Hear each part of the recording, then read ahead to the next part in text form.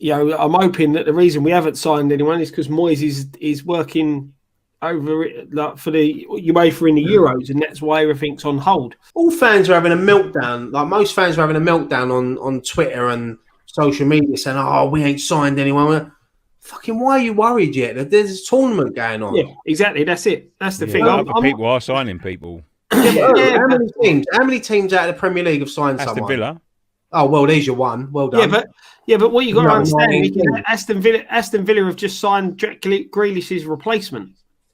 This is what I'm saying. They're losing their best player, so they've done their business. It just worries me a little bit. That's all. But what are you worried for?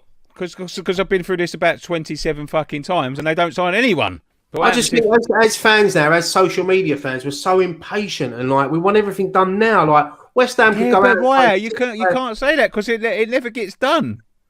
Well, you said this. All right, let's go back to January when we sold Haller. You just go, yeah, wait. We waited and it fucking didn't materialise. We did. We got Jesse Lingard. We got Jesse Lingard scored 9 goals. Also 9 goals. Too many impatient people on social media. They just want everything done now. Right? I don't think it's impatience. I think it's nervous. The season don't start until the 14th of August. The transfer window don't start until the end of Because August. when we sold the centre forward, we needed to sign a centre forward, and they didn't sign one. And everyone kept on saying, "Wait, just wait." But as I just said, mate, and I'll keep repeating it, we went out and signed Jesse Lingard, who scored 9 goals. We could have gone out and striker and scored 5 goals. But we needed a centre forward as well. I know that. I'm not going to keep going over this, but. Yeah. I know we needed a centre forward, but we didn't get a centre forward. We got Jesse Lingard, and because everyone kept on saying, "Be patient." Well, I was patient, and they never got him. So, as I said, right. And what happens if we didn't get Jesse Lingard, signed a striker, and he didn't score nothing? But we did get Jesse Lingard. Exactly. We needed a striker. So what's the point of going over it? It's one of them. Because if we had signed a striker, we would have probably got Champions League. Oh, fuck off. There you go. I'll say that. I'll say that. We weren't down to having a striker. We didn't get Champions League. We had a striker, and you wanted him out of the club. When? Yeah, because he was shit. Anyway, but if we would have had Haller, we maybe have got. If we would have had Haller, no, we wouldn't. Yeah, there you go. Essex Hammer, read that. Spot on. I don't think it's a lack of faith in Moyes. It's a lack of faith in David Sullivan. That's where the lack of faith. Yeah, but because Moyes can do whatever he wants. The man who has to sign off and he has to get the deal over the line is David Sullivan. It stops with him. That's who I don't trust. But this is the thing: is that as we said before, you see it with Pellegrini. Pellegrini got fed up with Sullivan interfering. Moyes is putting his stamp. No, Pellegrini got fed up because he was a shit manager. Let's face it. There was other things in and around. Shit manager, and he didn't suit. But he's not a shit manager. He's a shit manager. He's doing a good job in Spain right now. Like he's just had a good season, if I'm not mistaken. It's just it's one of the things that didn't work out, right? And time and time again, Allardyce has said it. Sullivan gives you these players that you don't want, but he thinks they'll be a good player. Moyes seems to be stamping that out. Moyes seems to be getting the players he wants to get. So let's just give him a chance. I know what you're saying with Gold and Sullivan there. Well, Sullivan, he's the one that's got to get it over the line. But let's give Moyes an opportunity. As I said, there's no way he's working out for UEFA at this tournament and he's not keeping his eye on players and trying to see if he can pick him. I trust Moyes. It's not Moyes that I don't trust. Just read my fucking lips. That's what I said. I don't remember people moaning about Slaven Bilic being out of Euro 2016 and we ended up losing our best player that summer. So maybe if Bilic would have stayed at home, and worked on Payet a bit more, we might have kept him. But it's always no one's worried about Moyes working. Everyone's trusting Moyes. It's not Moyes that you have to not trust. But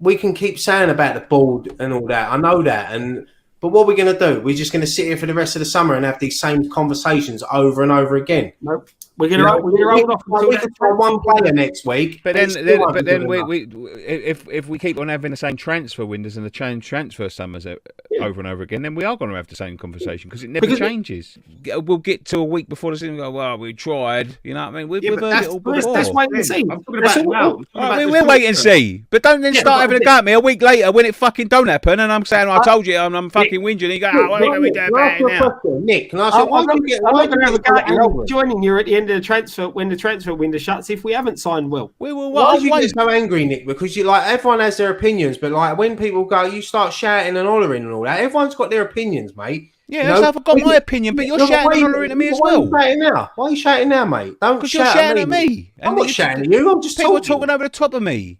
No, I'm just saying. It's my opinion, and I've been proven right with my opinion. That's why I'm shouting and hollering, because I get upset because everyone keeps on shouting and hollering over me. My opinion has been proven right. When's your opinion been proven right? Well, it has. But the thing is, my opinion been proven right about what? Yeah, about the transfers. What about it? We got Lingard in. But you telling me last week, we'll just wait and see. I waited and see, and every fucking summer you say the same thing: wait and see. I wait and see, and nothing happens. We spent 150 million, and then you tell me to shut up. Do you know what I mean? But we spent 150 million, and you thought we was going to finish above Spurs. And so you thought we was going to finish fucking sixth in the same or seventh in the same season? You. And we didn't. We finished fucking 14th or something. So what difference does that make? I think that's a bit more fucking realistic. But at the end of the day, right? At the end of the day, so what? If it weren't realistic, so what? But at the end of the day, right? You said at the time. Hold on, Scott. Hold on. Let me finish my fucking my save. See what I mean? You said at the same time, mate. No, let me answer because you've just fucking said something over me. Go on then. At the time when I said that sort of thing, you're having a go at me now saying, "Oh, it's not fucking realistic." You said it at the time, and it's on fucking video. Yeah, it could happen. Could happen. Yeah. So there you go. It's not impossible. But I'm not saying that. What I'm saying is we spent 150 million and we nearly got relegated. So you don't always take spending the big money. And I'm not saying about spending big money. Hang on. Let me talk. I think what David Moyes has proved is you don't have to spend the big money. Souček wasn't big money. Soufal wasn't big money. So you don't always have to spend big. Who said about big money? Who's talking about big money? I'm talking about the right players in the right positions. Who the fuck's talking about big money? Why'd you keep swearing, mate? Why'd you keep swearing? We're trying to have a conversation, mate. I am having a conversation with you. You're not. You're shouting. But you're making points that I haven't fucking made points about. Anyway, so... No, but hold on. Who said about big money? Who said about big money? Right. Who? So that's what I'm trying to say is that when we spent 150 million, we nearly got relegated. So it's about recruiting right. We spent that money and we didn't recruit right. We spent less and we brought in better players. But what I'm trying to say, you know what I mean? Just give them time. You know, just see what happens. How much time? Well, until the end of the transfer window. We did the same thing. We did the same thing last time. If you want to come on here week in, week out, and sit here every week and moan about it, then I'm not going to be part of Friday Night Pint no more. Because I'm not going to sit here. I've got my opinion, Ryan. But I can say the same thing about you, Ryan. What? Yeah. What do you mean? Well, I can say the same thing. Because when it comes to the end of the transfer window, we ain't done the fucking business that we got to do, and you're telling me you basically tell me to shut up. No, I don't. I just get behind what we've got. I said to you in January, yes, we need a striker, but we didn't get one. Mate. And as I said, we signed Jesse Lingard, who scored 9 goals and basically got us European football with his goals. Okay. You know, we could have got a striker and we couldn't have scored fuck all. We might have missed out on Jesse Lingard. We could have scored 20 goals. Every transfer is a gamble. No transfer is guaranteed. I remember you fucking loving Haller when we first got him. And that's on video as well. I did love him. Yeah, and then you ended up hating him. Yeah, because he didn't try. That's what happens. You can't say he didn't try, mate. He fucking didn't try, right? You can't say he didn't try, mate. You can't say he didn't try. Come on now. All right, mate. All right. Well, I think that's what Nicky's issue is. Nicky's problem is that if he can't moan about it during the window and we have to wait and see what happens, and then the window closes and then there's no point moaning about it, we might as well get on with it. When can you moan about it? I think that's Steve's point. Listen, I agree. You moan when the window shuts, but you don't do it for the rest of the season. We were still talking about Haller 3 months after we sold him. Just get on with what you got. And, you know, there's always that, But I ain't the manager. I'm a fan. Exactly, and so am I, mate. And what I'm trying to say is that we can sit here and say about injuries, but any player can get injured. We can go and spend 60 million on a striker, and he can break his fucking leg, and he's out for the season. But then you can't say they didn't try. No. What I'm trying to say, you sit there every day. You're on social media. You see same accounts fucking slagging the club off because we haven't signed anyone because it's fucking. Right, the 25th of fucking June. In my opinion, mate, the club deserved to be slagged off. Yeah. The club deserved to be slagged off. What, after last season? I think that's down to Moyes. I don't think that. Oh no! Listen, I'm not giving no praise to Sullivan and Gold about last season. It was all down to David Moyes, the players, and the backroom staff. I'm not saying that, but you can't sit there and say we've got to slag the club off because. You slag the owners off, yes, but not the manager and the team. Well, I think that's. But I'm not slagging the manager and the team. Yeah, they didn't really. If you look at it, they didn't really back him. When you look at it's not about spend, but look at Eze was one of his main targets. Yeah. He ended up at Crystal Palace. So what fans want to see this summer now at Europe is to back him. We don't want to be in last time where he has to make do with what he's got and make the best of it. No, give him something where he can really thrive and we can have a good European Cup. Also, and one thing I will say is that David Moyes did actually come out and say that he turned down strikers that were offered to him because they weren't the strikers he wanted. Right? The position we're in, is a little bit down to them. Of course it is, because of course it's their when we was at the bowling. And when they wanted us to move over to Stratford, they turned around and said, yeah, this is going to happen, that's going to happen and all that. And people were getting, you can't accuse people of being impatient. They are the ones that sort of said these things were going to happen sort of instantly. Like, this is what the stadium's going to bring to us, yeah? We're 6 years down the line now, and we can't outspend Crystal Palace. But the thing is, from a business point of view, when they bought the club to if they sold it next week, as a business, but that's a business. This is what it is for them, mate. It's a business. But we don't care about that as fans. We don't give a shit about whether they make it. Of course we don't. But at the end of the day, it's a business. But Dan, if you run the club, you'd care about it as a business. Yeah, no, but I'd care about it as a business in terms of the club being healthy and sustainable, but not in terms of me making a profit, which the club is. No, but what I'm saying, well, we still owe them loads of money. Apparently, this is what I'm saying. At the nub of it, they're the ones that promised it. They're the ones that promised instant success. They're the ones that said that's what's going to happen when we move to the stadium. They're the ones that said we're going to be spending up there with the likes of Manchester United and Manchester City and all that. They said that, not us. We didn't ask for that. Yeah, so I'll go back to what I said a little while ago. As fans, leaving the bowling, which, let's be honest, when we was linked with London, there weren't many protests to stop us going there because we bought into their lies and their dreams, right? Maybe we should have done more as fans to stop the move, but we can't go back. But when you look at it as a business point of view, have they left the club in a better position than when they picked it up? Of course they have. Of course they have. Well, I think no, hang on. No. Yeah, as fans, but as a businessman, Nick, you got a 60,000 seat stadium. But have they? What have they done? Well, they've got a 60,000 seat stadium. That ain't theirs.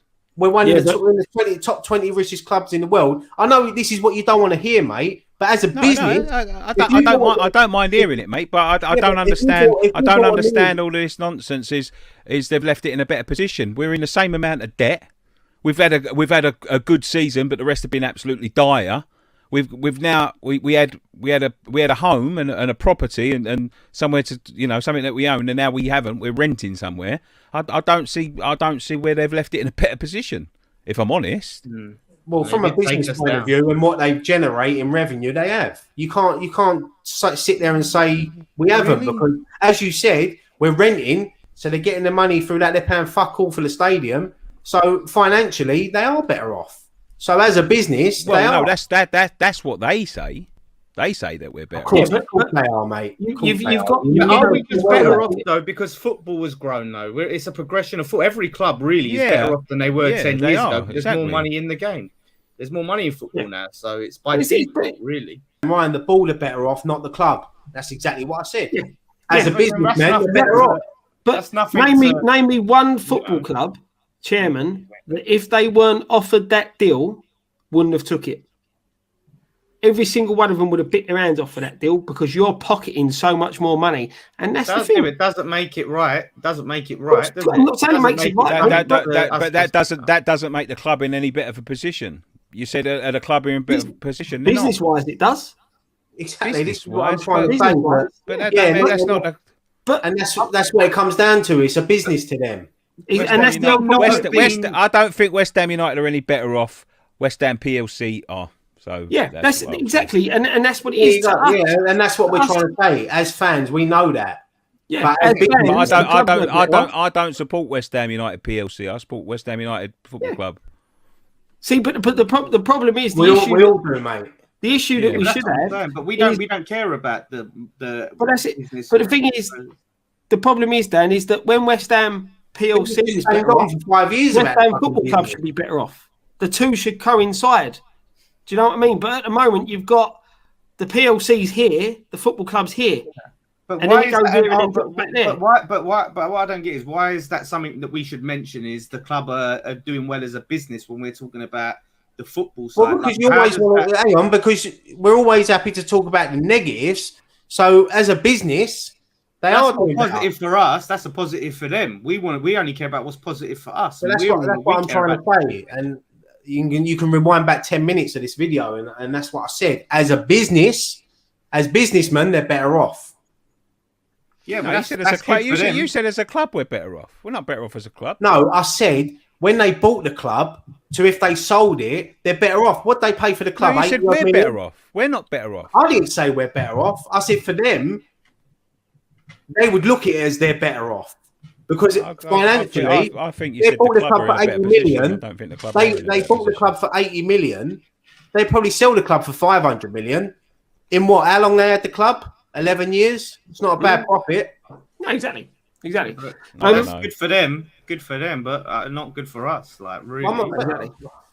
No, I know you're not saying that, but I'm saying that. Why does it? But I'm saying then that's good for them. But when we're debating about the owners and what they've done and what they've put in, that's neither here nor there. You know, they're benefiting themselves. What we care about is, like I said, that they haven't left us in a better position on the pitch. Really, like if they left next week, they have. Yeah, but we've always been up and down. Like exactly. We've always been up and down. Under many owners, under many managers, but we've always been up and down. Yeah, but so we didn't leave our ground to be the same club up and down. But just the point.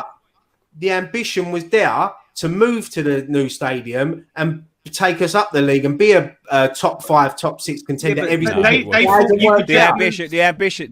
That's what they wanted you to believe. The ambition was. The ambition is to make themselves more money. There is no more ambition than that. But we all got into it. Yeah, you're right. No one. 2 people protested outside Upton Park. Everyone couldn't wait to get over the London Stadium. But then do you make your position untenable? Because you're just blatantly telling lies. Yeah, of course, and that's the biggest problem, and that's what it all falls back on, the amount of lies that we've been told. That's the thing. This is what Seiko I brought up with Graham. You know, they've got an opportunity this season to show. I agree, mate. I've been saying this for fucking how many months? It gets boring. This is what I'm saying. You get into the talk about the transfer. We're starting to show off so positive. England, Germany, talking about Friday Night Pint, and then bang, we get onto transfers and look what happens. It's what I'm saying. It always leads back to this. Yeah. And it will lead back to this until they fucking change. So. Yeah, but this is what I'm saying. But what? There's nothing more to say. They're not changing the way they're doing things. That's why we care about it. Is that even if they do get all the signings in, people will still moan about things. Moan about we didn't get this player. We think that's every fan base, so right? You're talking about us like we're an anomaly. You're talking about Twitter. Fuck Twitter. To switch Twitter off. Switch it off because it doesn't reflect everyone else. You're talking about Twitter. You look at every fan base on Twitter. You get Man City fans whinging. You get Liverpool fans whinging. You get fucking Man United fans whinging. Don't worry about them. I'm not worried about them. I'm not worried about them. That's what we're arguing about for. Moving on, because we got It's not a a barometer for the fan base.